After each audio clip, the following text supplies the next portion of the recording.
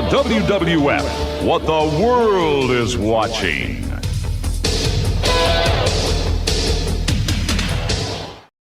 Turn it on and rip the knob off.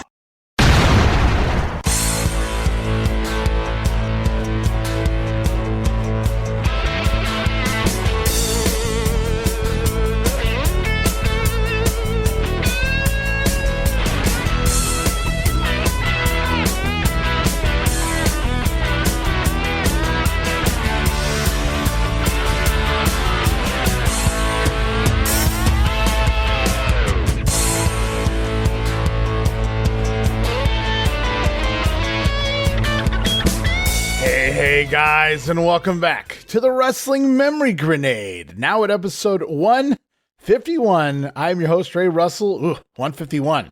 Had a couple of bad experiences with that early in life. Actually, one of them was my bad experience about 26 years ago now. Don't want to think about that. And the other experience was my brother's, who I'm sure also doesn't want me to speak about that. Lesson learned. So stay away from the 151 kiddies, if you will. But we are kicking it all off here in the new year of 2025, guys, with the month of October TV for 1988 and the World Wrestling Federation, getting into some really fun stuff as we head towards the Survivor Series. Right around the corner, Thanksgiving night, Richfield Coliseum. Can't wait to get there, but before we do, got a couple months of TV to get through first, guys, and can't wait till next week. Our special guest, our first special guest of the year. We promise guests in 2025 here on the Grenade. John Paz coming to the show from the two-man power trip. More on that at the end of this week's program. But right now, guys, going to jump into things. Head off to the first week of October TV for 1988. Right now, off to October 1st in WWF Superstars of Wrestling.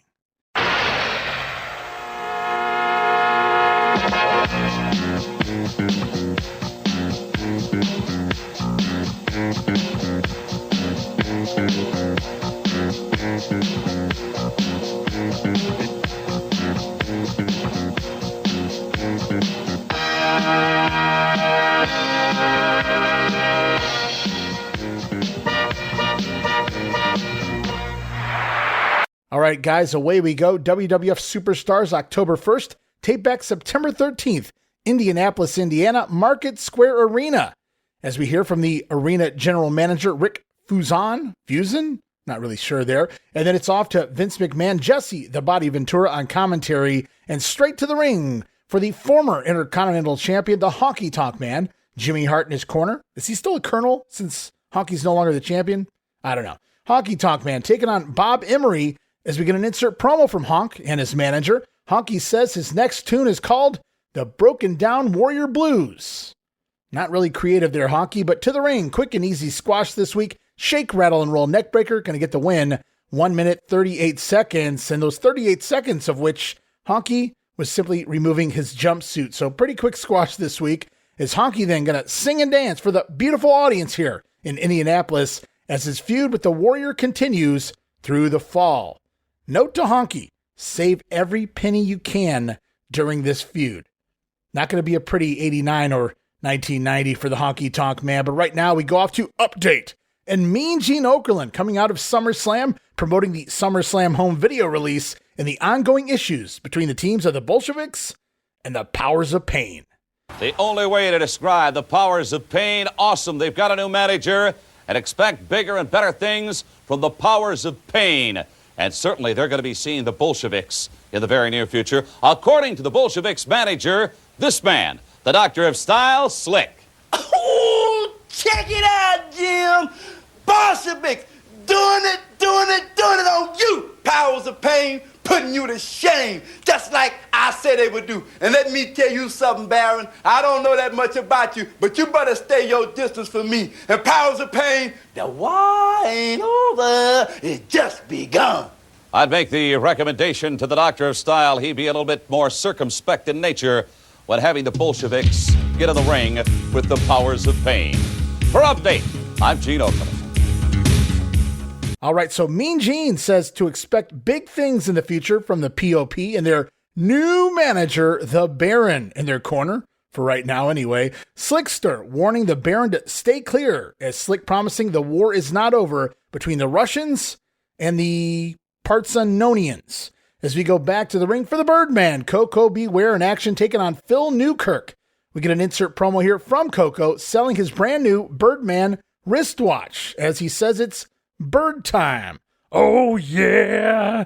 And then in the ring, Newkirk going to jump the Birdman as he puts Frankie on his perch. Luckily, Frankie okay there. Phil making the mistake of going to Koko's head, however, and Ware battling back with the 10 turnbuckle smashes O'Doom and a fist drop. Going to get Koko a 2 count. Newkirk battling back, but taking too long to climb to the top rope. Newkirk leaping off, missing a big splash. How about that? Koko then capitalizing with a missile dropkick from the side. Didn't wait for Newkirk to turn all the way around. Koko just bashing him in the side with a missile dropkick, and then, the deadly Ghostbuster. My God. Double dose of violence here from the Birdman. Going to get the win. 2 minutes and 13 seconds. That'll teach you to attack the Birdman, Mr. Newkirk. As a reminder, guys, to get your 1989 WWF Superstars calendar right now, pal. Just in time for the holidays. As we go back to the ring to see the big Boss Man, managed by the Doctor of Style Slick. Boss Man's opponent this week, David Studemeyer. As Vince thinks the Boss Man is demented. By the look on his face, we see the Boss Man gnawing on a toothpick before the matchup, and then he gnaws on Studemeyer to follow. Nice Samoan drop here from the big Boss Man. Actually, more like a torture rack slam, kind of a fallback slam here from the former prison guard. Then the patented leg straddle across the middle rope, and eventually it is the Boss Man slam, seeing Studemeyer land almost upside down. Very nasty, and that's going to do it. Match goes 1 minute and 30 seconds. Then post-match, the Boss Man handcuffing Studemeyer to the ropes and, of course, beating him down with the nightstick. Tremendous stuff there, guys. As we roll off now to the event center, Sean Mooney standing by with the likes of the Rockers and Bad News Brown. We have been keeping track here at the event center on an exciting new tag team here at the World Wrestling Federation. They are the Rockers, Shawn Michaels and Marty Jannetty, and they have done well. Well, right now they are standing by with comments. They plan to beat the odds. Yeah, the Rockers are all smiles because we came to the WWF with one thing in mind, and has proven to the world that we were the greatest tag team there was. And this is the place to be if you want to prove something such as that. And I tell you what, Demolition, the world champions, the Powers of Pain, and you just keep going through the list. The experts say are just too big for the Rockers. We don't have the size, and we don't have the strength. But one thing you got to remember, we are tag team specialists. We've been around the world. We've wrestled other gigantic teams of 600-pound combinations, and we've come out on top, and that's just our intention here, right? That's right. You can call the Rockers punks, you can call them kids, you can say they're too small, you can call them whatever you want. But when it comes down to the bottom line, the Rockers are tag team specialists, and they're going to go through everybody that the World Wrestling Federation has to offer. Woo! The Rockers, Shawn Michaels and Marty Jannetty, what they lack in size and strength, they plan to make up in sheer determination as well as those spectacular technical skills. Bad News Brown, he is standing by right now, and the man is growing quite impatient. I'm sick and tired of waiting. I'm sick and tired of waiting. Ever since I've come to the WWF, I'm undefeated. I've beaten everybody that they put in front of me, and now I'm running out of victims. Now I'm running out of opponents. Who do I have to go after next, huh? Do I have to get the referee? Do I have to get the president of the WWF and get him in the ring and beat him up? It doesn't matter to me because I like nobody anyway. I don't care who it is. But let me tell you one thing. You always got to understand that when I get into the ring, I have no mercy on nobody whatsoever. I have no sympathy for nobody, and I take no prisoners. So when you get into the ring, have your insurance paid up and your will made out. Bad News Brown, as you can see, he is tired of waiting. He wants a shot at the World Wrestling Federation Championship. He'll take on any challenger, including the referees and anyone else who stands in his way. He plans to steamroll his way right here through the World Wrestling Federation. A true superstar. We've got more action. Stay tuned. Well, Shawn Michaels, Marty Jannetty, the Rockers have arrived to prove themselves in the big time, guys. Calling out the much larger Demolition tag team, of course, the tag team champions. The Rockers say, you may be bigger, but we're the Rockers. We are, in fact, tag team specialists. Woo!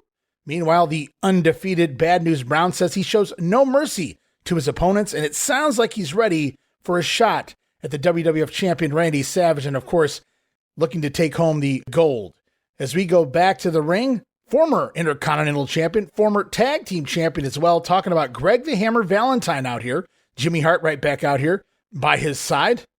And the Hammer's opponent this week, one Reno Riggins. But before the action can begin, pre-match, Howard Finkel reintroducing us to the reigning WWF Women's Champion, the Sensational Sherri, standing in the ring looking as good as ever in that tight outfit. Ventura says that Sherri has twice the body of Elizabeth, referring to the sensational one as voluptuous. What's that mean, pal? Vince McMahon, no idea what the word voluptuous means here, as Sherri even gives the Hammer a serious smooch on the lips for good luck before the bout. I don't think Honky would like Peggy Sue two-timing with his fellow stablemates, but a hug for Jimmy Hart. So a kiss on the lips for the Hammer and a hug for Jimmy Hart from the sensational one. But Sherri put back on TV here to remind everyone just in time that there is a women's title in the company as we prepare for the upcoming title change. We discussed on the last Grenade, Rockin' Robin will take home the gold here later in October. It will air by early part of November. So the title change coming, so we get Sherri back on our TV screens and bigger things to come for Sherri in 1989 and beyond, no doubt about that.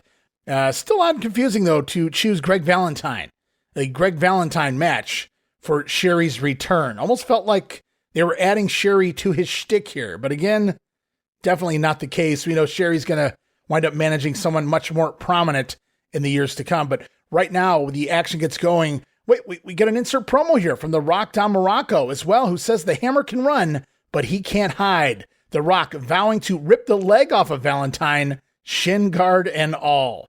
And if anybody can do it, it's Morocco and those hoses, pal. Anywho, shoulder breaker here, taking Reno Riggins down, then a double underhook suplex from the Hammer, and the lazy man suplex, thrown only as Greg can do, scooping Reno up for that vertical and just kind of letting him drop. And then, of course, softening the leg up for the shin guard assisted figure 4 leg lock, which Valentine now calls the Heartbreaker. Going to get the submission win, 2 minutes and 25 seconds. A lot happening here. Valentine scoring a win. Morocco still in a feud with the Hammer, it would seem. And, of course, Sensational Sherri back on our WWF TV screen as we go back now to Sean Mooney standing by with the Junkyard Dog and Tag Team Champions, Demolition. Welcome back to the World Wrestling Federation Event Center. Here's the man of the World Wrestling Federation. The fans love to see him enter the arena. He is the Junkyard Dog, and he is a possessor of that headbutt, and what a devastating headbutt it is. Right now, the Junkyard Dog is standing by. I think we're going to hear him do some barking. Well, you know, here in the World Wrestling Federation, everybody got something to do something with. So my boys out in the backyard, which you can hear them out there now, weaving and bobbing and beating on the old nasty cars, getting the riff-rats out of the side of them, just so we can beat them up, crush them up, and send them out of town. Like some of the bad boys that's running around here in the World Wrestling Federation. You start thinking about them, like one man, Miss Bessie, old outlaw Ron Bass. You look on down the line, you see King Haku, a man that don't know what he gonna do. You look on back, and you can look back further back, all the way to Handsome Holler Race, I call it. But it's a new day, a new dog in town, and I'm ready to get in the ring with each and everybody, and we gonna naturally get down. Junkyard Dog, just like a true Junkyard Dog, he is not afraid of anyone, and he will protect his turf here in the World Wrestling Federation. The Tag Team Champions, Axe and Smash of Demolition. What a brutal force they are. Let's hear from them and Mr. Fuji. Train. That's what my Demolition is doing, is training hard every day. So all you tag teams, the door is open. Come on in. Like Master Fuji says, we've been training harder than we ever have in our whole life, and it's getting sickening. But I'll tell you what, any team we go against will beat your brains in just because of Master Fuji. Like Master Fuji says, we don't discriminate. We're an equal opportunity opponent. We don't care who we beat up. We don't care when we beat him up. All we have to do is please this man. When you become the champion, you've got to hold on to the gold. Axe and Smash of Demolition, the World Wrestling Federation Tag Team Champions. They say they are an equal opportunity opponent. They should say they are an equal opportunity destroyer. They will take on all challengers, but you know there is some stiff competition out there, all vying for a shot at the World Wrestling Federation Tag Team Championship.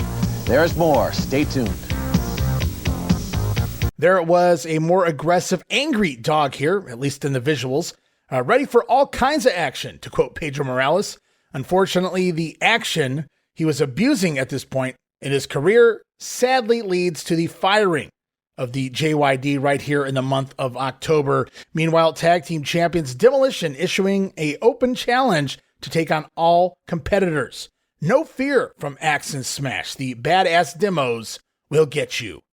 As we go back to the ring, one of the top contenders and been challenging Demolition on the house shows in recent months, it's the British Bulldogs in the ring. Davey Boy Smith, Dynamite Kid with the lovely Matilda, taking on John Ziegler and Trent Knight.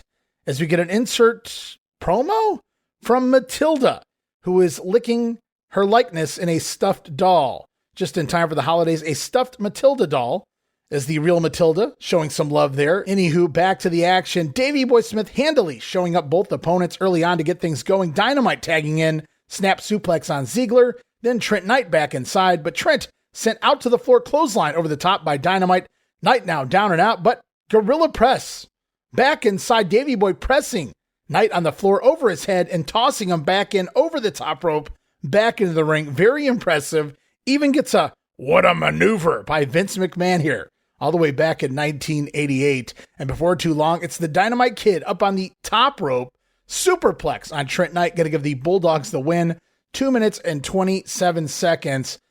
Now, admittedly, Dynamite a shell of himself compared to what he could do in the late 70s and throughout the early to mid 80s, but for WWF standards here in 1988, the Bulldogs not only physically look great, but still some of the best competitors in the ring as well. Speaking of great competitors, it was last week that Ted DiBiase promised this week he would announce his latest acquisition.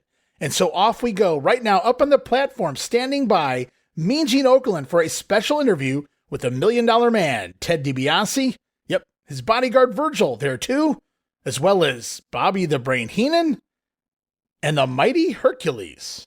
I have an opportunity this week to talk to the $1 Million Man, Ted DiBiase, along with his distinguished colleagues who are present this week. And in weeks past, Mr. DiBiase, you have teased, you have taunted, you have boasted about a special new possession that you have acquired. And I'm very curious. I'd like to get some more details from you on this subject. Okerlund, from the first day I set foot in the World Wrestling Federation, I said it, and I've proved it time and time again. Everything and everybody has a price for the $1 Million Man. You've seen the things that I've bought. People kissing my feet, wiping the sweat off my body. I have cars, I have boats, I have planes. You name it, I've got it. Now, Okerlund, I have made the biggest purchase of my entire life. I have something that nobody else in the world has. All right, Ted DiBiase, without further explication, let's not get into the details. What in the world have you acquired? What is this newfound possession? What it is, Okerlund, is something that throughout the history of mankind, few men have had the money to own and fewer men have owned. And today, nobody has what I've purchased, but I have it. I have it bought and paid for. Bobby Heenan, thank you very, very much. Thank you very, very much. It's all here? Every penny. What are you talking about here, Ted DiBiase? Be precise. What I'm talking about, Okerlund, is I have purchased, I have bought and paid for my own personal slave. Slave, wait a minute, this is 1988. What are you talking about, slave? Let's hear about it. What am I talking about? You've seen the things that I own, the things that I bought. I've purchased the greatest bodyguard that a man can buy. I have purchased the greatest managerial advice that money can buy. And I even have at my disposal, at a price, a giant. And what am I talking about? Read my lips, I didn't stutter. I bought my own slave. Your own slave. Just who might this slave be? Well, Hercules. Now, wait a minute, gentlemen. What the hell is he talking about? Trust me, don't worry about it. Remember, hey, Sarah, whatever will be, will be. This is supposed to go down, Bobby. The party's over. No, Bobby. The party's over. This is the way it was supposed to go down, man. The new position you have right now is something, buddy, something that you've earned. No!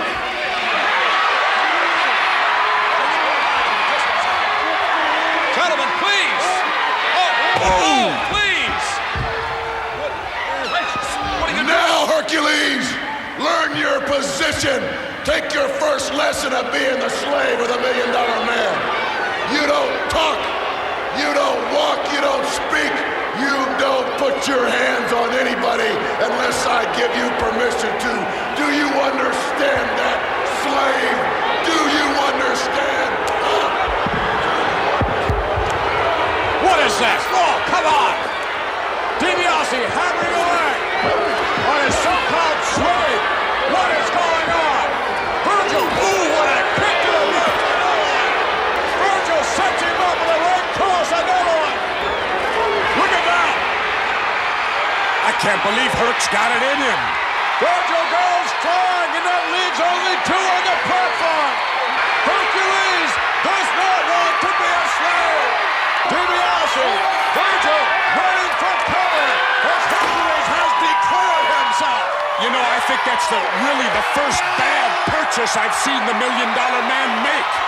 Hercules has declared himself. Well, that just happened, guys. Ted DiBiase promised this week that he would share his latest acquisition, something few men could afford and even fewer would own. And out here to share in the announcement is one Bobby the Brain Heenan, and perhaps what I thought was maybe backup in the Mighty Hercules. DiBiase then shares with the world his latest purchase as he hands a briefcase of money over to the Brain. And then we learn it appears that the $1 Million Man has purchased the contract of the Mighty Hercules, but not as a wrestler, but rather a slave to do Ted's biddings. Well, we can immediately see that's news to Hercules. Is Bobby going to dismiss his now former charge, telling Herc that you earned this job, buddy. The party's over. Que sera, sera. Whatever will be, will be. That's life. That's business. So long, pal. As Gorilla might say, the Brain just sold Herc up the river. But a slave? Now, this is 1988. Hercules not going to let this go, snatching Bobby up and taking him down to his knees, making threats before being blasted from behind with the briefcase by DiBiase. And down goes Hercules to his knees as Bobby crawling around the stage to regain possession of the briefcase and wisely scurries away from the situation. So DiBiase, meanwhile, continuing to hammer away, slapping Hercules across the face, pounding down Herc on the platform, claiming ownership of the mighty slave. But as DiBiase turns his back to gloat to the fans, he allows Virgil to take over on the beating. But Hercules quickly regaining his senses, battling back, ousting Virg from the stage, sending him flying off the stage down to the concrete, leaving a showdown. Across the platform, Ted DiBiase face to face with the Mighty One. DiBiase, though, begging off, leaping off the platform as Hercules begins to swing that huge steel chain, nearly whacking the fans in the process. But it is Hercules Unchained, if you will, as the fans absolutely eating this up. Huge babyface response. Excellent job by everyone involved here, as Hercules now, it would appear, a babyface. And let's remember, guys, the seeds planted over the past couple months, and they finally bloomed here. All of the Brain's backhanded compliments on primetime, the excuses given for being MIA as manager during Hercules matches over the last couple months, even at SummerSlam. Now it all makes sense. And they don't call him the Brain for nothing, grabbing that suitcase and taking off like a thief in the night as DiBiase makes a purchase for a man who apparently now stands alone. A slave? Highly unlikely, Jess. And I'm sure everyone involved will have more to say about this in the weeks to come. One of my favorite forgotten angles of the time, not so much about the whole purchasing a slave ordeal, but just the babyface turn of Hercules. I was solidly behind it. Always a Hercules fan, as many know. I still always say every year Hercules to the WWE Hall of Fame. But a new semi-main eventer, it would seem, almost immediately Hercules lumped into a feud with the $1 Million Man Ted DiBiase. Can't wait to see what happens next there. But right now we go back to the ring. More action. Going to see Brutus the Barber Beefcake take on George South. And they do spend some time talking during this match about the Hercules turn. Makes sense. Even Vince agreeing this is 1988. The USA, we don't do slaves anymore. As the action gets going here with the Beefer, we get an insert promo from his nemesis right now, the Outlaw Ron Bass, warning the Barber to beware of the Outlaw and Miss Betsy. Beefcake going to pick up another win here at 1 minute, 41 seconds. And as it appears, the Barber learned no lessons from the Outlaw attack earlier in the summer. Beefer right back to cutting his opponent's hair here. Though if anyone needed a haircut, it was definitely the mullet of George South here in 1988. My God. As, holy shit, the time has come. I've been waiting for months and it has finally arrived. It's here, guys. The very first vignette of Curt Hennig. But you can call him Mr. Perfect. Hi, I'm Curt Hennig. But to you people, I'm Mr. Perfect. And I know a lot of you people sitting there right now wonder what it's like to go through life without making any mistakes. No blemishes, no flaws. From head to toe, absolutely perfect. Yes, being perfect, it has its boring times. Like a simple game of billiards. Well, pool to you common people. Like I said, anything and everything I do in my life, from head to toe, is absolutely perfect. And right now, I'm going to show you why they call me Mr. Perfect.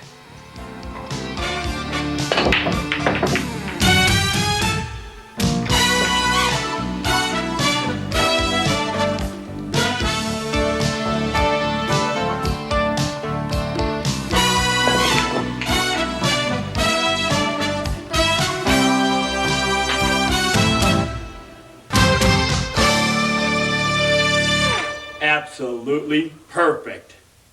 This week, guys, it's a lesson in billiards. Curt Hennig makes his syndicated debut as the Mr. Perfect gimmick. And of course, everything he does perfectly. And you got to dig that vignette music, by the way, as Perfect sinks all 9 balls in the pockets, including some trick shots in there, never missing a single shot. Absolutely perfect. Curt Hennig, Mr. Perfect to you people out there, has arrived in the World Wrestling Federation. And for those of you who have ever listened to any shows I've ever conducted, you know my favorite heel throughout this entire era, perhaps of all time, was Mr. Perfect Curt Hennig. So you better believe I've got a smile on my face, and I look forward to the weeks, the months, the years to come here on the Grenade. So we get our very first Mr. Perfect vignette just a week or so after the transformation of the one-man gang into Akeem. And this week, guys, making his in-ring debut is indeed Akeem, still managed by the Doctor of Style Slick. Akeem's opponent this week, Mr. Alan Kinsley. But right now, I've got a treat for you guys. We're going to go back in time, all the way back to 1988, a soundbite queued up of the debuting Akeem. From Orangeburg, South Carolina, weighing 235 Well, we saw him last pounds, week. What a Alan transition. Kinsley. Mean Gene Okerlund with the Doctor of Style, the Slickster, and here they come, Jesse. Here they come, the Slickster and Akeem. Oh, look at that. The Doctor of Style. You know, McMahon, watching Akeem dance, I realize there's even hope for you. If Slick can make a dancer out of Akeem, he can even do it for you. Now from Africa, Africa. And forevermore, Hey, move. he will be known as Akeem. Pretty drafty footwork for a big man. I like the hat. What do they call that, McMahon? I don't know. The tent-like looking thing on Akeem is known as a daishiki, I believe they call it. What is this? And who does the gang think he is? Akeem. Oh, okay. He's not the gang anymore, he's Akeem. A Slickster with Akeem. We had an occasion before the matchup this week to speak with Akeem. Yo, brothers and sisters, this is Akeem talking to you. The Slickster finally showed me the light. I have been reborn, and I'm on my track through the WWF. This is Akeem, and don't forget it. You know, he even talks like the slickster now. What is he doing, the funky chicken in there? What do you call that? It's called rhythm, McMahon. Get up, Turkey! You know, I almost viewed this as Slick kind of wrestling himself through Akeem. Ooh, wow. Nobody gets up after that. That was quick work. What is this?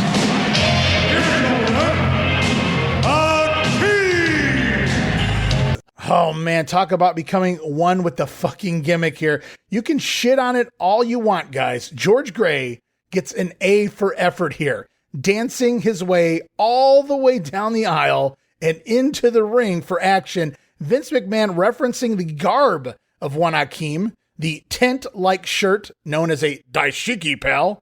We also get a quick insert promo from Akeem, who does his best to impersonate the Slickster while cutting said promo. Brother. This one over in no time, though. The Gourd Buster going to get the win, just 51 seconds. Maybe they could have called that move Bless the Rains. I bless the rains down in Africa. Or maybe not. Post-match celebratory dancing from the Slickster as well. As Akeem has made his in-ring debut, there's no going back now, guys. And story goes, at least according to the gang, Vince McMahon had told him the one-man gang gimmick had run its course. Vince stating that the gang gimmick was bland, dull, and there wasn't anything else he could do with it. Vince then offering the option of being repackaged in the form of a white man who, quote-unquote, acted black. Gang said he knew it was either make the change or be out of a job, and thus he went with the changing of the gimmick.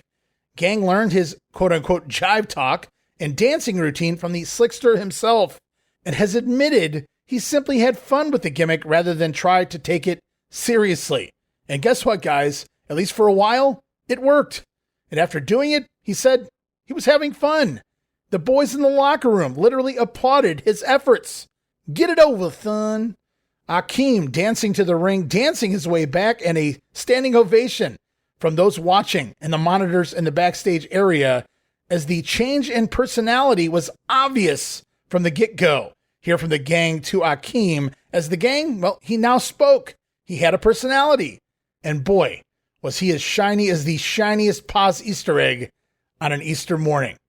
So we go from Mr. Perfect. We see Akeem. What's next? Well, the Event Center, going back to Sean Mooney again, talking with the Fabulous Rougeaus brothers, as well as the reigning WWF champion, the Macho Man, Randy Savage. Welcome back to the Event Center. One of the most controversial managers here in the World Wrestling Federation, of course, is Jimmy Mouth of the South Hart. No longer managing the Hart Foundation, even though they are still under contract. Well, it will be interesting to see if he can take his new tag team, the Fabulous Rougeaus brothers, all the way to the top as he did with the Hart Foundation. Well, right now, the Fabulous Rougeaus brothers are standing by with their new manager. You know, the greatest day of my life was when the Fabulous Rougeaus brothers chose me to be their manager. Wait. It was our most fabulous day, too, now, when you joined us, Jimmy. Thank you. Because there's one thing we have to tell the people. Like, we've been thanking you people for supporting us, but now, could you imagine the kind of support we're having with Jimmy in our corner? I mean, the letters have been coming in from all over the country, all over the world. And I mean, now that's great because Jimmy has time to answer each and every one of them for us, and he takes care of all the contracts. And what's great, too, is now, well, I don't know if we should say this right now, but why don't we? Oh, Jimmy thinks he found a place for us to live in the United States of America! You gotta keep it quiet. We're coming! We're coming! Well, we will all be waiting for that to occur with breathless anticipation. It is time now to hear from a true champion, the World Wrestling Federation champion, the Macho Man, Randy Savage. He's standing by right now with the lovely Elizabeth. The World Wrestling Federation champion is gonna be sharp, yeah, gonna be quick, and gonna be strong, yeah, to face all these #1 contenders that are coming one by one, yeah. And I'm gonna be sharp, Elizabeth, yeah, because my competitive edge is right there, yeah, right there. Super sharp, yeah, and super quick. And I'm talking to everybody, yeah, at the World Wrestling Federation championship belt. Means a lot to the Macho Man Randy Savage, yeah. The inspiration, yeah, of the madness is Elizabeth leading me down that aisle, yeah. But the gold, the World Wrestling Federation championship belt, like people before me defended it with honor, yeah. I got that same honor, yeah. And I got a lot of this. I got a lot of heart. And whenever anybody comes and thinks they're going to take this away from me, it's no party, yeah. All right, there it was, the Rougeaus and new manager Jimmy Hart. Another excellent promo from the Fabulous Rougeaus. They almost let it slip where they were moving to. Here in America, it sounds like they may have an idea now, but Jimmy Hart keeping it under wraps. For now, baby. Also, Randy Savage and Lady Inspiration herself, Miss Elizabeth Macho Man, talking all of his current challenges. It's quite a laundry list of people coming after the WWF title right now in the fall of '88, from Andre the Giant to Ted DiBiase, King Haku. We saw Dino Bravo, the Big Boss Man, even referencing Bad News Brown. Akeem going to be in the fold. A true fighting champion is Randy Savage throughout the fall into the winter of 1988 into 1989. As we conclude this week's Superstars, we learn next week on the program, we're going to see the likes of the Rockers in action, along with Canadian strongman Dino Bravo, tag team champions Demolition, Junkyard Dog, the Ultimate Warrior, Rock Don Morocco, plus Brother Love going to be here with his first guest on Superstars, Bobby the Brain Heenan, and Bobby's latest acquisition to the Heenan family. Can't wait. Wow, what an eventful episode of TV here this week. Akeem debuts in the ring, Hercules getting rejuvenated in a push as part of a babyface turn against the top-level heel Ted DiBiase, and I guess against Bobby Heenan for that matter. And of course, the debut vignette of one Mr. Perfect. Man, this pre-Survivor Series 88 build really sticks out to me personally. It begins what I would call the peak of the Hulkamania era. The talent that has come in throughout 1988 and even moving into 89 would be the talent we'd be accustomed to seeing on our TV screens for much of the next few years. And, as noted, it's out with the old. Don Morocco, Junkyard Dog, Ken Patera, the Killer Bees, their days are numbered for a variety of different reasons. However, lots of talent have already arrived, more on the way, and I can't wait. But right now, guys, we're going to take this quick WrestleCopia timeout. Hey everybody, Gene Jackson here, inviting you to check out the Retro Wrestling Review, where each week I'm joined by some great co-hosts who help me review classic episodes of USWA Championship Wrestling, and right now we are doing week-by-week reviews of 1993. But we don't just do reviews, sometimes we get a chance to interview some of the people who were there and lived it, plus do watch-alongs. It's a lot of fun, so check out new episodes that drop every Wednesday at WrestleCopia.com, and to find links to everything associated to the podcast, you can go to USWApodcast.com. Hey guys, Ray Russell here, curator of the WrestleCopia Podcast Network, inviting you guys to listen to many of the programs here as part of the WrestleCopia brand, including, but not limited to, the Wrestling Memory Grenade, currently covering the 1988 and the WWF project. You can also listen to the Regional Wrestling Podcast, where we talk the territories. You can also listen to the Wrestling Stoop with the legend himself, Bob Roop. But that's not all. You can also check out the Puro Wrestling Academy with the professor of Puro Resu, Mr. Dan Ginnity. Dan and I go back in time and cover the history of Japanese professional wrestling in the English language. And you can listen to all of those shows and more, all part of the WrestleCopia Podcast Network, located over at WrestleCopia.com. That's WrestleCopia.com, and anywhere your podcast streaming needs are met, from Apple to Spotify, Pocket Cast, and beyond. And while you're at it, why not subscribe to our social media guys for all the latest goings on here at the WrestleCopia Podcast Network. Plus, I'm constantly adding old school video clips and pictures from throughout wrestling history. You can follow us over on X, formerly Twitter, at Wrestling Grenade. That's at RASSLIN Grenade. Also, follow and like me, Facebook.com/Wrestling Grenade. And why not subscribe to YouTube.com/Wrestling Grenade. And of course, now would be a fantastic time to become a WrestleCopia patron over at Patreon.com/WrestleCopia. That address again, Patreon.com/WrestleCopia, where you get so many gifts, including all of my insanely detailed show notes for every episode of The Grenade Show, Regional Wrestling, and the Monday Warfare podcast. You'll also get early access to a lot of the podcasts here on the WrestleCopia brand, where you can listen days and sometimes as much as a week earlier than the rest of the listeners. But that's still not all, guys. You also get at least a dozen digital downloads for your viewing and reading pleasure each and every month, plus random bonus video drops, and of course, the Patreon exclusive Watch Along series covering many past WWF and WCW events. And if that's not all, videocasts, also now a part of Patreon. No subscription, cancel anytime. Give it a try for a month, guys. I think you'll like the content that I offer, and every penny of it goes right back here into paying the bills. So if you're looking to support that next up-and-coming podcast brand, please consider making it WrestleCopia. Help me pay some of the bills to keep the WrestleCopia podcast network and all of the great shows here up and running for the months and the years to come. This is Wrestling Nostalgia, the podcast that dives into wrestling history. Hey, wrestling fans, I'm Dave Dynasty, and if you enjoy podcasts that are knowledgeable and history-driven, then Wrestling Nostalgia is for you. With great guests and fun interviews, there are over 200 episodes in our archives. We chat with several first-time guests and often cover topics not discussed on other podcasts. Look up Wrestling Nostalgia on your favorite podcast platform and visit all of our links at linktree/WrestlePod. That is linktr.ee/RASSLEPOD.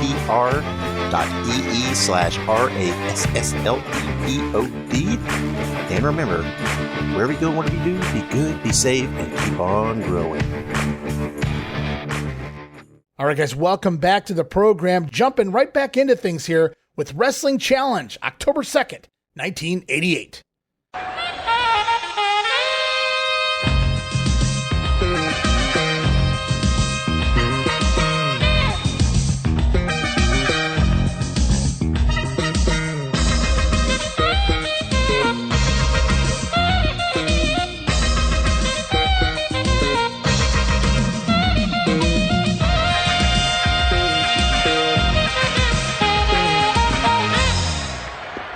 All right, Wrestling Challenge, October 2nd, tape back September 14th, Louisville Gardens, Louisville, Kentucky, if you will. It's Gorilla Monsoon, Bobby Heenan on commentary. We go to the ring for Jake the Snake Roberts taking on Larry Stevens.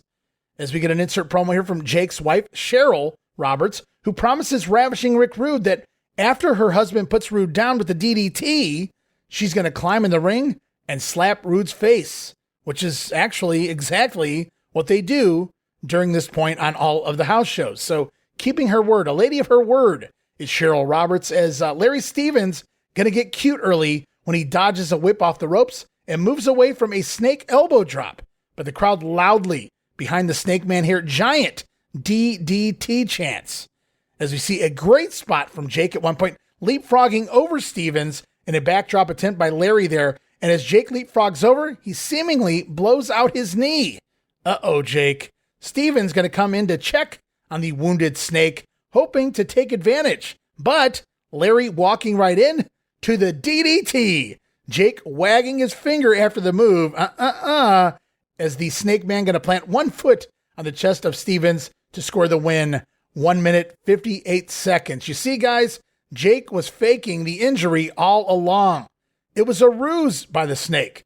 Never trust a snake. Lured his prey in and went for the kill. DDT in less than 2 minutes time. Awesome finish that when you look back at his heel turn in 1991, Jake Roberts said something along the lines of, "I never changed. I was the same Snake I've always been. You just chose to cheer me based on my opponents." And this is one of those matches where you can kind of go back and look and say, yeah, never trust the Snake. As for the feud between Roberts and Rude, well, it started on TV directly after WrestleMania 4, 6 months ago. And it will finally be drawing an end soon here, guys, with Jake scoring pinfall victories along the house shows via the DDT.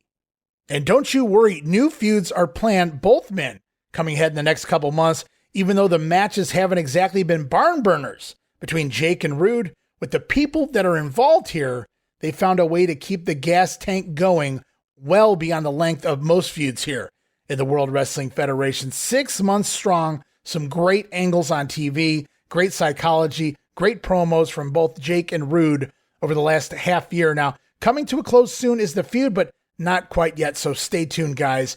More on the way with that and Saturday night's main event. But right now we go off to the Brother Love show. It's the final Brother Love show, I'll have you know, here on Wrestling Challenge, as he's moving to the A show, Superstars. And Brother Love's final guest here on Challenge, his replacement, one Mean Gene Okerlund. This is a very bittersweet moment for Brother Love. As all good things must someday come to an end, the Brother Love show will no longer be a part of Wrestling Challenge. You got that right. Now I know that many of you, well, all of you, will be very disappointed next week when you turn your TV to Wrestling Challenge and you do not see Brother Love. But Brother Love is moving on to bigger and better things in the WWF. What a liar. And next week, the WWF will bring a man out who will attempt to fill the very big shoes of Brother Love. I would like to introduce you to the man they call Mean Gene Okerlund. Welcome, Brother Mean. Good to see you. You know, Brother Gene, I know these are awful big shoes to fill, but I hope that in the coming weeks that you will continue to spread the word of love. Well, Brother Love, I'd like to say this. I agree, you've been spreading something here in the past weeks in the World Wrestling Federation. But I've got to be very honest with you, Brother Love. It doesn't smell like love to me. Tell it like it is, Gene. And furthermore, those big shoes that you want filled, I think all along they've been filled with something. Well, about the only thing I can say is they've been filled with something that sure makes tomatoes grow well in a backyard. What an insult. Hey, the shoe fits? Put it on. Furthermore, you charlatan, Brother Love, and you ladies and gentlemen, do you think for a minute that Brother Love loves you? Do you think for a minute that Brother Love is capable of loving anybody? Only himself. Do you think that Brother Love, ladies and gentlemen, even loves himself? You see there, Brother Love, when it comes right down to it, nobody loves you. Only difference between Brother Love's shoes and a cowboy's shoes is that the horse manure's on the outside of the cowboy's shoes. Plenty more action still to come. We'll be back. Well, it's been a 4+ month run here on Challenge, but Brother Love has gotten over to the point that he has announced he will be moving on to bigger and better things. Can't believe he said that. Leaving the B show of Wrestling Challenge off to greener pastures over there on Superstars. Love then introducing his replacement here on TV, Mean Gene Okerlund, who will be replacing Craig DeGeorge as the special guest interviewer moving forward. Now, Gene then goes into full get myself over mode, as he essentially calls Love a huckster. Not Hulkster, but rather a huckster. Gene asking the crowd if Brother Love is capable of loving anyone, anything, even himself, stating that when it comes down to it, nobody loves you, Brother Love. And of course, Love getting showed up here, running off stage, off to Superstars, where he will remain until March of 1991. Wow. Look out, Wrestling Challenge fans. A dose of Mean Gene, though, coming your way every week, beginning next week, right here in the World Wrestling Federation, right here on Challenge, right here on the Grenade. As we go back to the ring for Tag Team Champions, Demolition, Axe and Smash with Mr. Fuji, taking on Cowboy Scott Casey and John Latou. Casey going to start out for his team, but doesn't fare too well, as the demos get Scotty in the corner, work him over with some serious clubbering, baby, before Casey landing a dropkick on Smash, barely moving him, but it does give Scotty the time to tag out to Latu, who leaps in now, but immediately taken apart as it is demolish and destroy, the demolition decapitation, putting an end to Latu's night, 3 minutes and 8 seconds. And we roll off now back to the event center. Sean Mooney. We're going to hear from the likes of Andre the Giant with manager Bobby Heenan. We're also going to hear from Koko B. Ware. Hello, everyone, and welcome to the WWF Event Center. I'm Sean Mooney.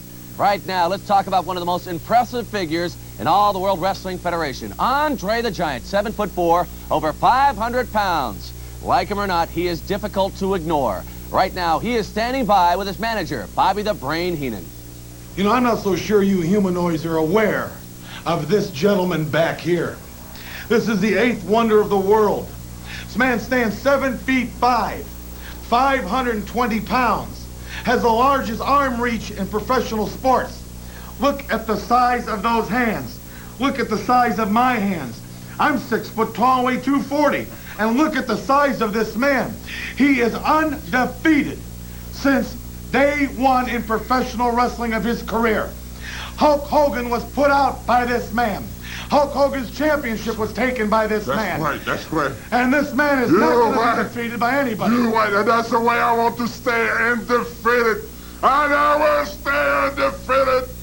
Oh, well. Andre the Giant, the 8th wonder of the world. I think everyone knows what he is after, and that is the World Wrestling Federation Championship. Hey, what's going on with the Birdman? Koko, beware. He's making his way to the top with a song in his heart. Let's hear what he has to say.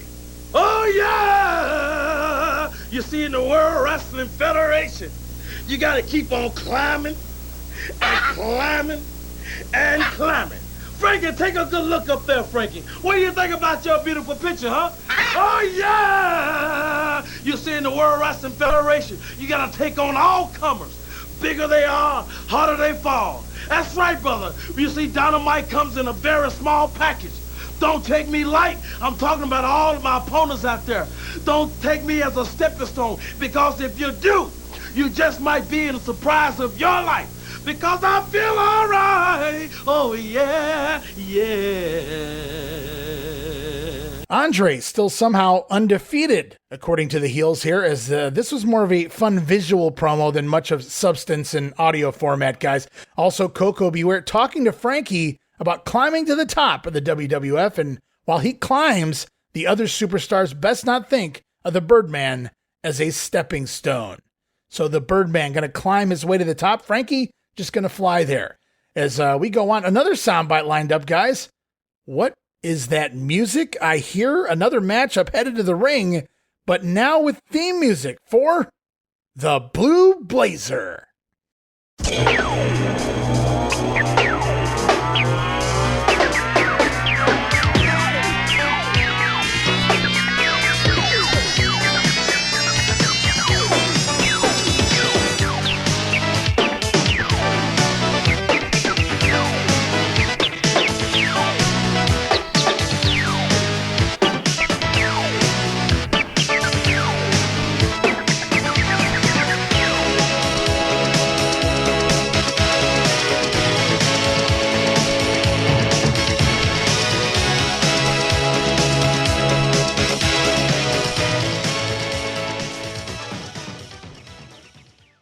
All right, so in all actuality, if you can go back and find this particular episode of Challenge, this is a different variation, similar to, but not as good as what will be the Blue Blazers theme music we'll come to know and love. Well, some of us will love it anyway.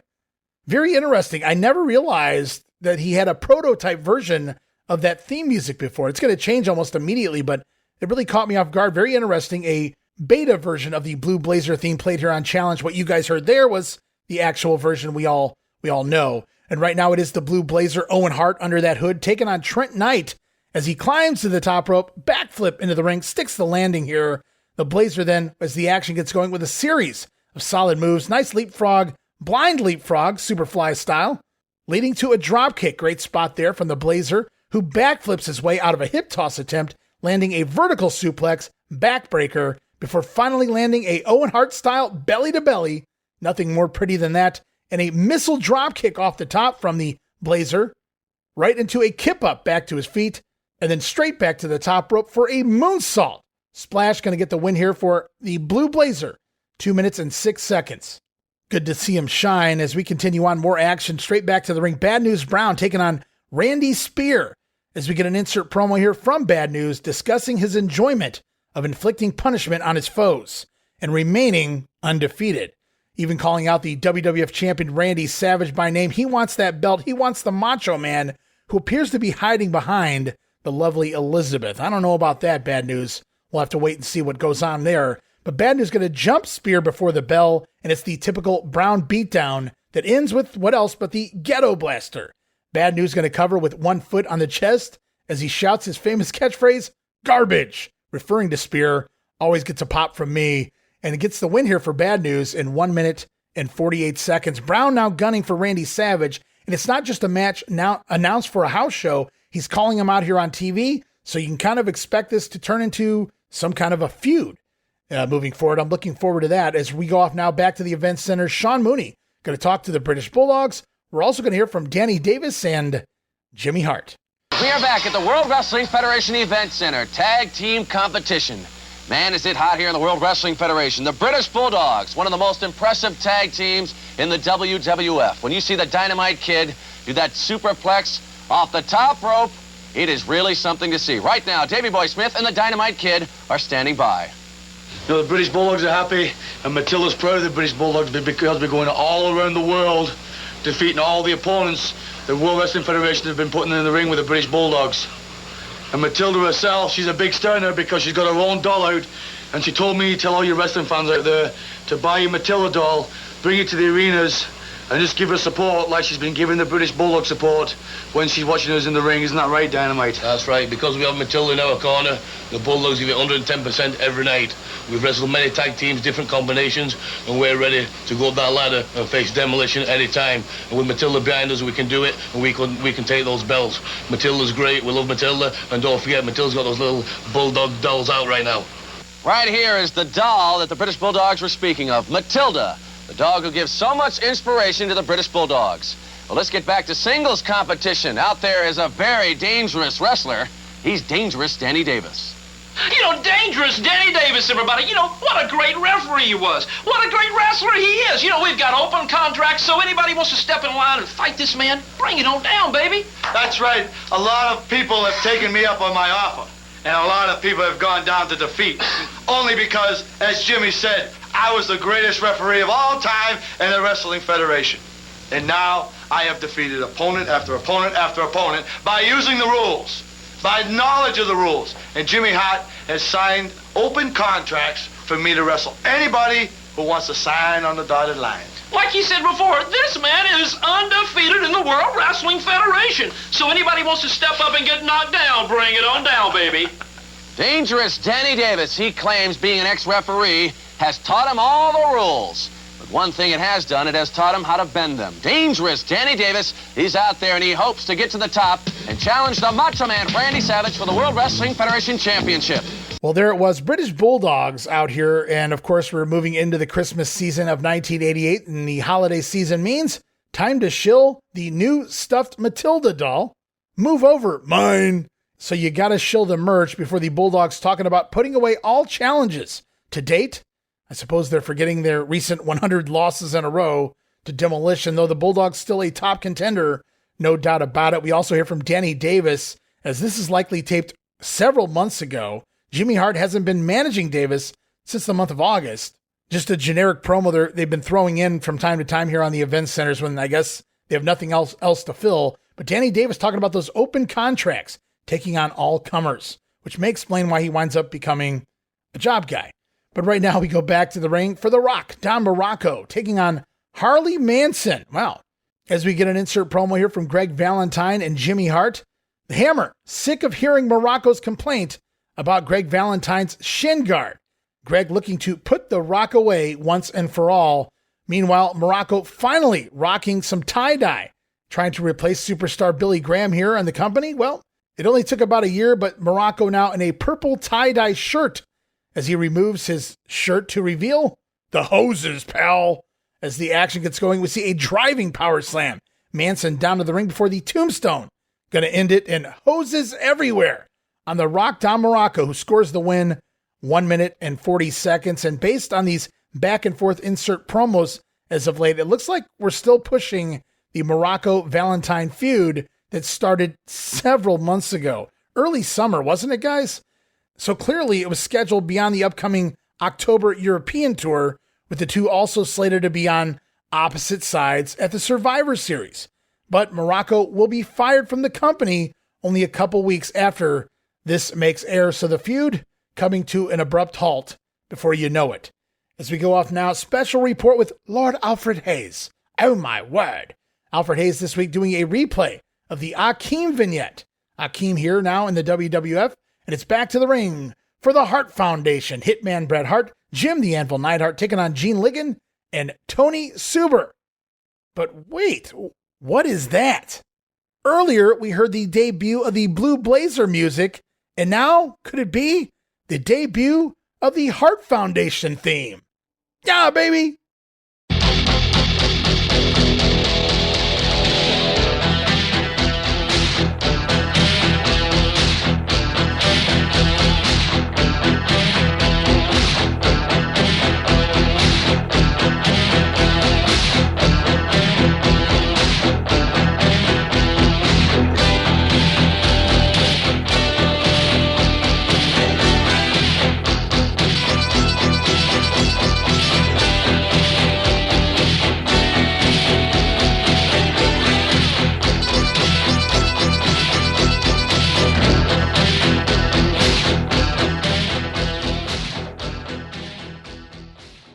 Wow, one of the great themes of the 1980s, 1990s, the Hart Foundation theme. Gotta love it. It really worked for the Hitman, for the Anvil here. The Hart Foundation played to the ring. Very cool addition for the tag team here as we get an insert promo from their feuding buddies, the Fabulous Rougeaus and former manager Jimmy Hart, who continue to push the Hart Foundation's buttons, wishing the Harts the best of luck in their upcoming matches because the heels own their contracts. Keep making us money, guys. The Rougeaus stating that they're going to use the money that they make from the Hart Foundation's contracts as a down payment on their new homes in the United States. Gotta love it. Also of note in this insert promo, my first recollection of them referring to themselves as All-American Boys. Oh, baby.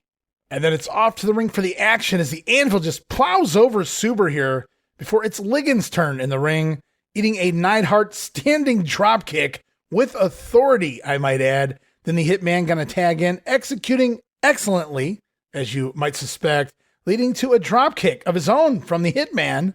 Then a backbreaker from Bret Hart, just picking Gene apart here. Anvil back inside, flattening Ligon with a power slam. Anvilizer. Looks like Neidhart going for a cover here, but gonna pick Ligon up at the 2 count. And finally, Gene Ligon going down to the Heart Attack, giving the Hart Foundation the win. 3 minutes and 44 seconds, and boy, do they look primed and ready for their upcoming matches with the Fabulous Rougeaus, who, again, knock it out of the park with another promo. Hey, keep winning your matches, guys, because we're going to use the money we get from your contracts to make down payments on homes here in the USA. So I guess we have the Hart Foundation to thank for the heel Rougeaus, moving to America anyway. And we saw Mr. Perfect, the debut vignette, playing what us common folk call pool, what he calls billiards.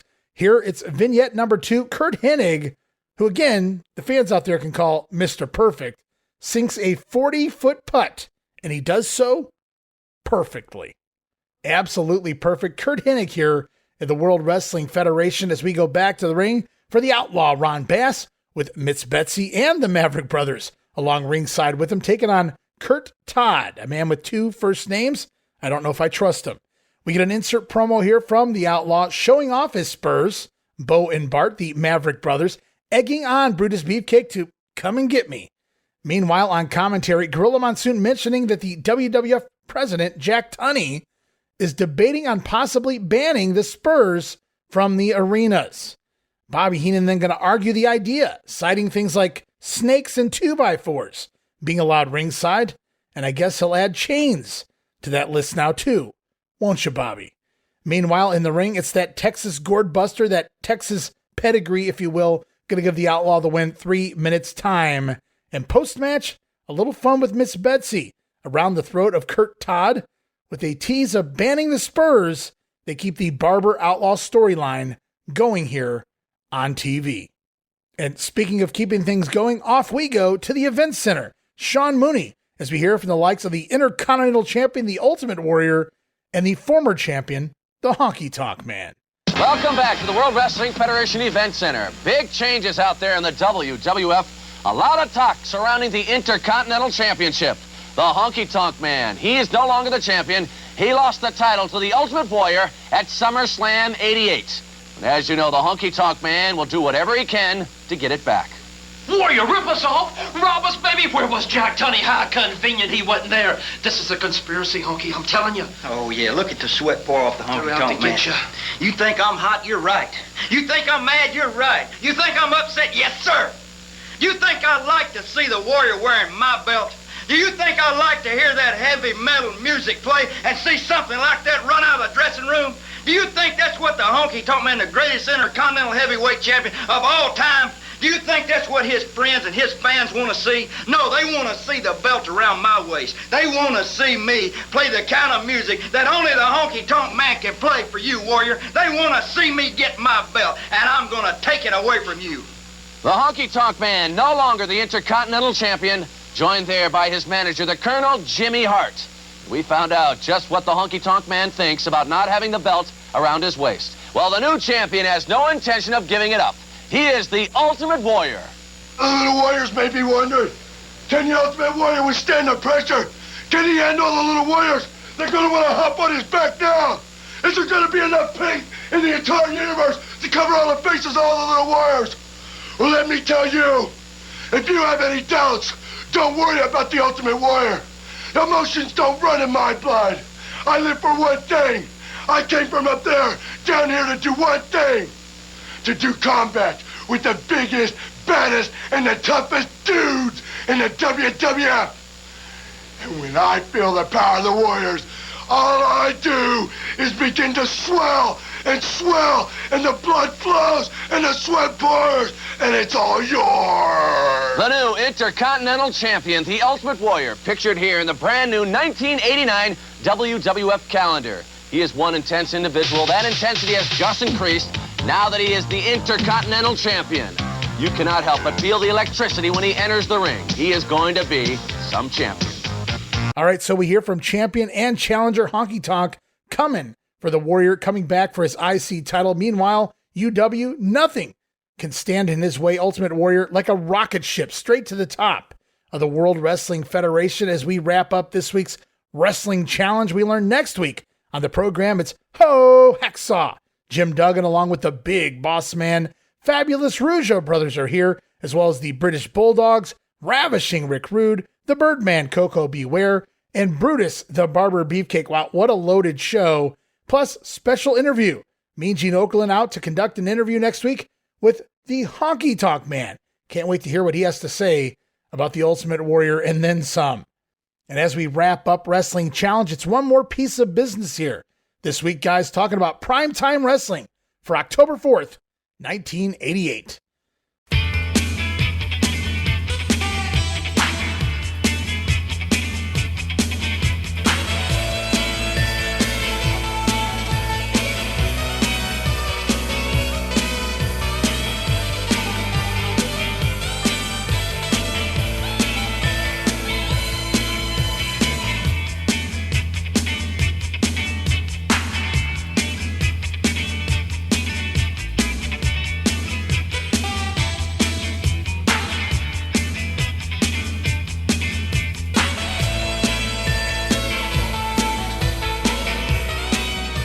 I'm Gorilla Monsoon. I'm your host, Bobby the Brain Heenan. Hello, everyone, and welcome once again to Primetime Wrestling. What a blockbuster of a lineup we've got, Brain, this week. Not bad. Not bad. Well, Andre's not on. You know what surprised me? The first match we're going to have this week comes from Louisville. And I noticed that Outlaw Ron Bass is in this. In other words, you didn't have to go through any expense to bring Ron Bass down to the Kentucky Derby Museum, did you? He was already booked in that town, wasn't he? What are you looking for? He's in there. He's our first. Well, he was there, but I still had to, out of my own pocket, had to pay him. Oh, yeah, I'm sure. But he refused my money. He did. Shows you what kind of a guy he is. Sure, he returned down to $3, right? Feature match this week. Big Boss Man and Coco Beware. Direct from Madison Square Garden, SummerSlam 88. Or you could have had this direct from Cobb County Jail. Well, that's possible, too. I mean, Coco looks like I the got a average bone guy to pick with you later on about SummerSlam 88 and the rude appearance that you made there in the broadcast booth. I had someone else scheduled for that with time you and slot. Superstar Billy Graham. Yeah. The way I understood it, I was supposed to... I mean, a real celebrity, a real superstar was scheduled to come up. In fact, he was standing. He was there with his whole family in the garden, and I wanted to give him some airtime, but no, you burst right. You mean Punchy? Sugar Ray Leonard I'm talking about. Punchy. Punchy? Yeah. Yeah. I'd like to see you call him Punchy face to face. Well, he's a good fighter if you're 140 pounds. Yeah, well, I mean, he's 160-something pounds right now, getting ready for then he went a to biggie. the buffet. Right now, we'll take you to Louisville. First matchup for the bragging rights of Texas. Outlaw Ron Bass against young, flashy Sam Houston. All right, prime time, October 4th, hosted as always, or most of the time, by Gorilla Monsoon, Bobby the Brain Heenan.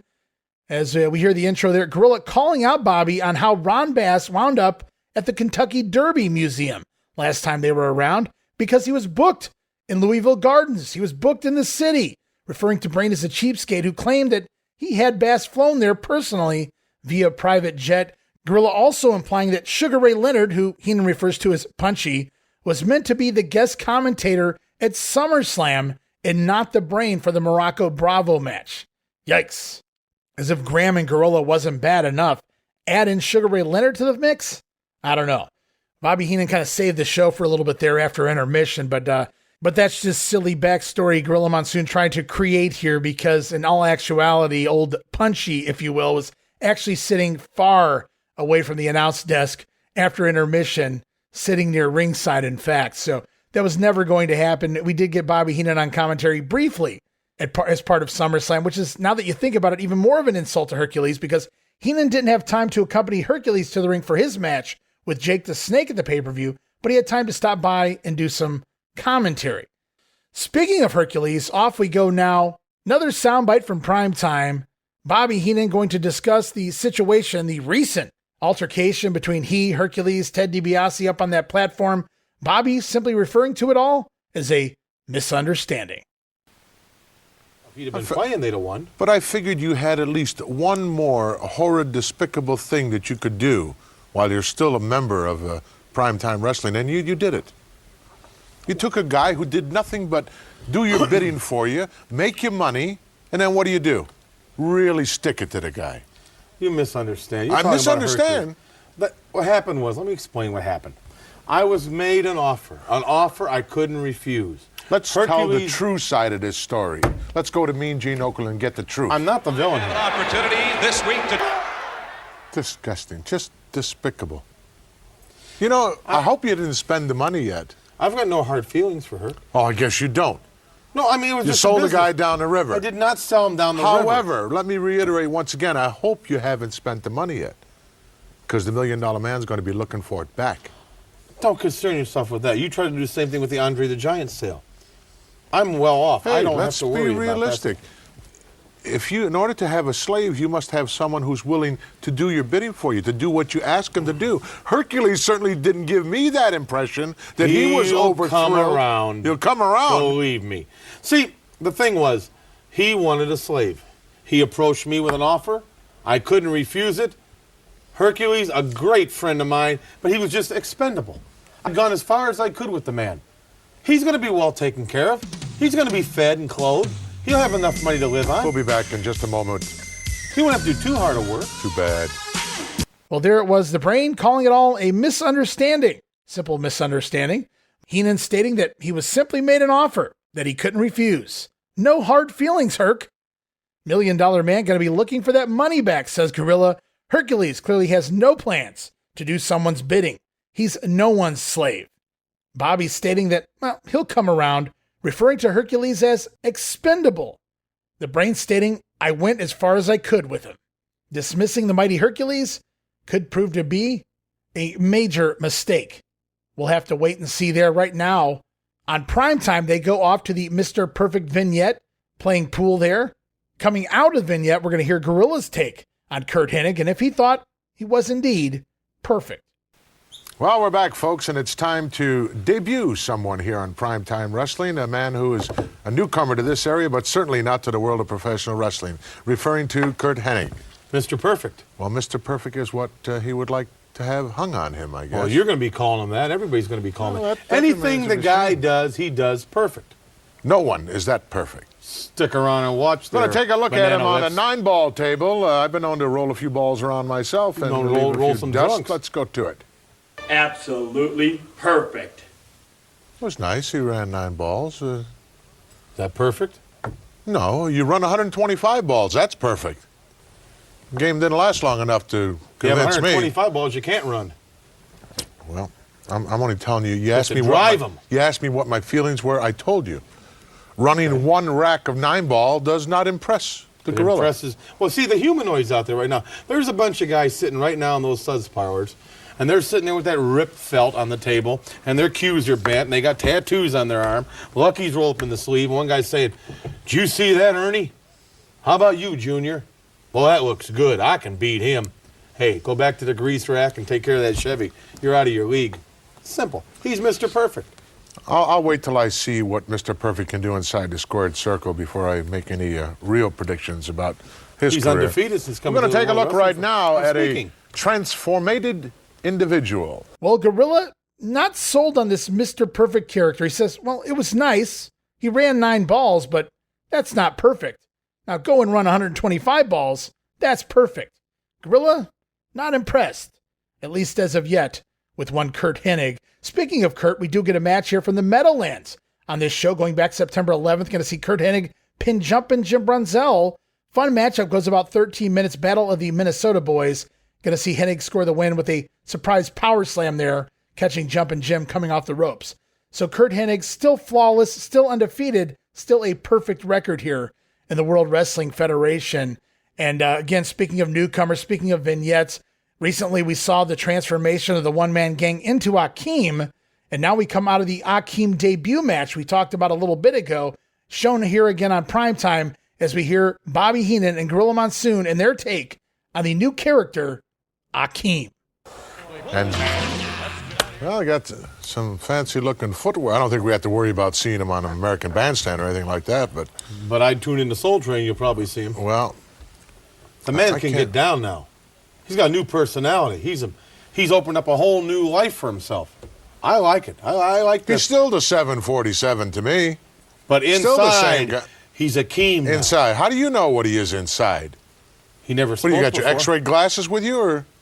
He never spoke before. He's coming out of his shell now. Suppose the Slickster were to decide to put this new Akeem together with the big boss man. It would make trouble for demolition, you might say.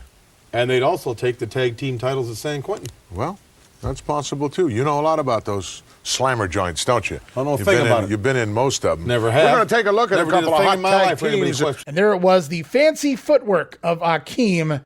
Gorilla stating that, well, he won't be on American Bandstand, and Bobby Heenan doesn't miss a beat. Quick wit as always, says, well, maybe not American Bandstand, but perhaps Soul Train. Ba-dum-bump. The Brain noting that Akeem coming out of his shell now, as Gorilla contemplates the duo of Akeem and the Big Boss Man as a potential tag team. That could work. Thanks for the idea, Gorilla. As we wrap up, just one exclusive match here this week from Louisville Gardens, September 14th. The taping, going to see Outlaw Ron Bass score a win over Sam Houston. Match goes 6:39. Outlaw going to score the win with his finisher, the Texas pedigree, if you will. Now, post-match, we're going to see Brutus Beefcake make the save as Bass going for the Spurs. Going to try to cut up poor Sam Houston here. Beefcake going to run the Outlaw and his Spurs, Miss Betsy as well, off from the ring here before damage can be done on Sam Houston. Ron Bass scoring a win, and the Beefcake-Ron Bass feud will continue on. As we wrap up this week's Grenade, guys, wow, another week of action in the books. Lots going on. Great promo. I got to think back to that Rougeaus insert promo, but lots going on in general. New theme music coming to some of the talent here. The Blue Blazer, the Hart Foundation, the very first and second Mr. Perfect vignettes, the first matchup here on television from Akeem, soon to be dubbed the African Dream. Mean Gene Okerlund coming to Wrestling Challenge, while Brother Love heading to Superstars. And of course, how can we forget the babyface turn of the Mighty Hercules? Ted DiBiase trying to purchase Herc as his slave, but it is Hercules Unchained, no longer held down by his manager, nor by Ted DiBiase. Hercules, methinks some of the heels around here are in some serious trouble. As we wrap up this week's Grenade, guys, special announcement. Right here next week, our very first special guest to discuss the 1988 in the WWF project, the second week of October TV, and everything there around it. We will be welcoming John Paz to our program. Of course, Paz, for those who don't know, if you've been living under a rock, John just celebrated this very week his 10th anniversary two-man power trip podcast with a special interview with the one and only, the Hitman, Bret Hart. Go check it out right now, guys. John, a huge fan of the Hulkamania era, or as he calls it, the Hogan era, has a podcast named as such. Check that out as well. Of course, he has podcasts with the likes of Vince Russo, taking to school with Dr. Tom Pritchard. He's really done it all in the wrestling podcasting world here for over the past decade now. Congratulations to John Paz on 10 years. And I'm just absolutely excited to report that the Paz Man cometh right here next week as part of the WrestleCopia Podcast Network right here on the Wrestling Memory Grenade. Gonna have a fun time talking Mr. Perfect, Akeem, Hercules, the Rockers, Demolition, the Big Boss Man, the Ultimate Warrior, Honky Tonk Man, and the debut of a character known as the Red Rooster. Spoiler alert there, guys. Lots to talk about next week with Paz. Can't wait for it. But right now, guys, we're going to wrap up this week's episode of The Grenade. Stay tuned. We will be back next week. Want to wish everyone once again a happy and safe New Year. Hope you had a great holiday season. I really needed those couple weeks off, but we're reinvigorated and right back into the thick of things. Lots going on right now. You guys make sure to follow us on social media. Follow us on X at Wrestling Grenade. Follow me at Facebook.com/Wrestling Grenade. And of course, subscribe to YouTube.com/Wrestling Grenade. And if all of that wasn't enough, guys, absolutely encourage everybody to give it a try. Talking about Patreon.com/WrestleCopia. Of course, that $5 all access tier gets you so many gifts for just $5, but also just a step above the VIP Superfan tier gets you a ton of video casts. You guys can go check out right now the Coliseum video cast with Gene Jackson, the Pro Wrestling Academy video cast with Dan Ginnity. We've got other video cast side projects as well. And making its debut soon, the Monday Warfare video cast, guys. Coming here in the early part of 2025. Want to be part of that VIP Superfan tier right there, Patreon.com/WrestleCopia. And for those of you who may be unaware, WrestleCopia also offers merchandise. You heard me right, guys. We got tons of merchandise, from shirts to hats to buttons to stickers, tote bags, coffee mugs, you name it. Maybe we have it. Go check it out right now, guys. Something like 20 designs right now available over at tpublic.com/user/WrestleCopia. Check it out. Shirts for the Wrestling Memory Grenade, Regional Wrestling, the WrestleCopia Podcast Network itself, Dan Ginnity's Pro Wrestling Academy, the Wrestling Stoop with Bob Roop, plus some other clever designs we put together. TeePublic always offering discounts and sales, so be on the lookout there. Again, every penny made goes right back here into keeping the WrestleCopia Podcast Network going. And speaking of going, I'll be on my way right now, guys, but I will be back next week. John Paz is my special guest right here on the Wrestling Memory Grenade. Let everyone know now. Spread the word right here next week. Ray Russell and John Paz come together kind of like the mega powers, But for right now, this is Ray Russell saying from pillar to post and coast to coast, you pull the pin and I'll pick up the pieces right here on the Wrestling Memory Grenade. I'll see you next week. Don't miss it. Be there!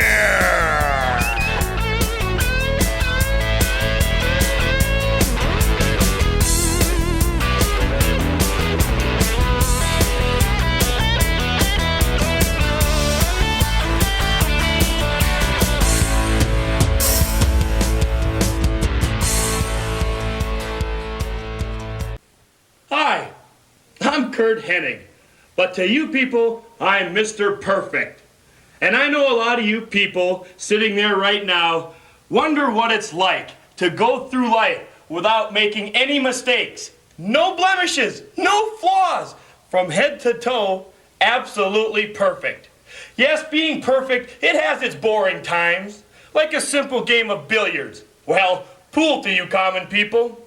Like I said, anything and everything I do in my life, from head to toe, is absolutely perfect. And right now, I'm going to show you why they call me Mr. Perfect.